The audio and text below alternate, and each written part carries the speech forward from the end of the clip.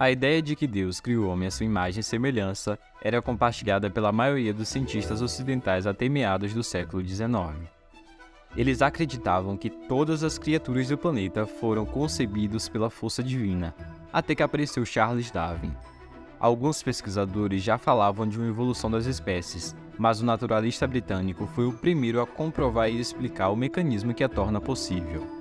A seleção natural. Sua teoria mudou radicalmente a biologia e ofereceu outra explicação sobre a origem do ser humano. Por causa dela, Darwin se tornou um dos cientistas e pensadores mais importantes da história. Mas para chegar lá, ele precisou fazer uma viagem extraordinária, centenas de experimentos e refinar suas ideias por 20 anos.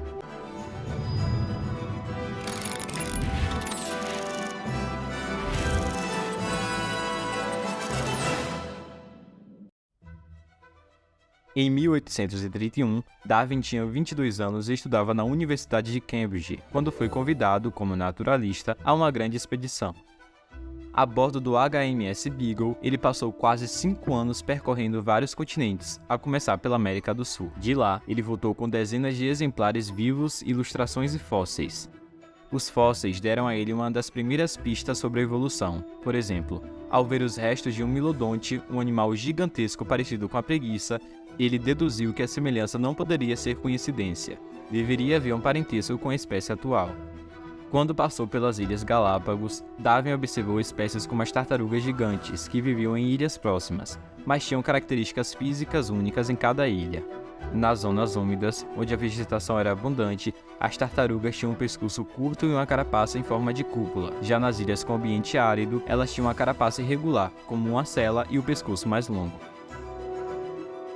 Mas como explicar essa diferença? Quando voltou de viagem, Darwin passou algum tempo analisando como, cruzando exemplares de uma espécie, criadores de animais e agricultores produziam novas variedades. A chave para conseguir variedades melhores de plantas e animais era a seleção artificial feita pelo homem.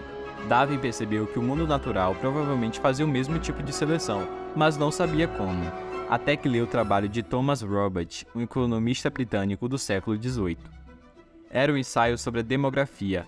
Malthus disse que, com o crescimento da Europa, a população aumentaria muito mais do que os alimentos disponíveis. Isso provocaria uma luta pela sobrevivência.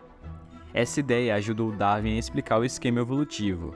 Na natureza, há uma luta pela sobrevivência, mas o que sobrevive não é necessariamente o mais forte, e sim o que melhor se adapta às condições do ambiente que vive.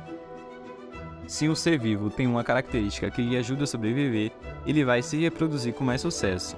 O que não se adaptar, morre sem deixar descendentes. As criaturas com mais sucesso na reprodução passam esses traços adiantes, e assim sucessivamente, até que as variações deem origem a uma nova espécie. Por isso, as diferenças entre as tartarugas que Darwin viu nas Galápagos eram produto da evolução. No ambiente árido, as de pescoço longo alcançavam os arbustos para se alimentarem, enquanto as que viviam em locais úmidos podiam comer grama e se proteger dos predadores graças ao pescoço curto e à carapaça arredondada. Para Darwin, essas mudanças aconteciam de forma lenta e gradual. As espécies, incluindo o homem, não nasceram de forma independente, elas evoluíram de um ancestral comum. Segundo ele, foi a partir daí que a vida no planeta começou a se diversificar. 20 anos depois de sua viagem no Beagle, Darwin tinha escrito milhares de páginas, mas não havia publicado nenhuma. Ele queria ter provas inquestionáveis, talvez porque soubesse o terremoto que suas ideias iriam causar. Foi então que ele recebeu uma carta de Alfred Russel Wallace, um admirador e colega naturalista que havia chegado à mesma conclusão. A evolução acontecia por seleção natural. Darwin temia que Wallace levasse o mérito pela teoria. Os dois naturalistas concordaram em apresentar uma carta conjunta explicando suas descobertas. Mas no ano seguinte, ao publicar seu livro A Origem das Espécies, Darwin virou uma celebridade até mesmo fora da comunidade científica. Mas não sem antes abalar os alicerces da Grã-Bretanha vitoriana. Como Nicolau Copérnico no século XVI, a teoria de Darwin mudou tudo ao explicar que a diversidade do mundo acontecia por um processo biológico, sem a intervenção de Deus. Ele colocou o ser humano no mesmo degrau evolutivo que o resto dos seres do planeta.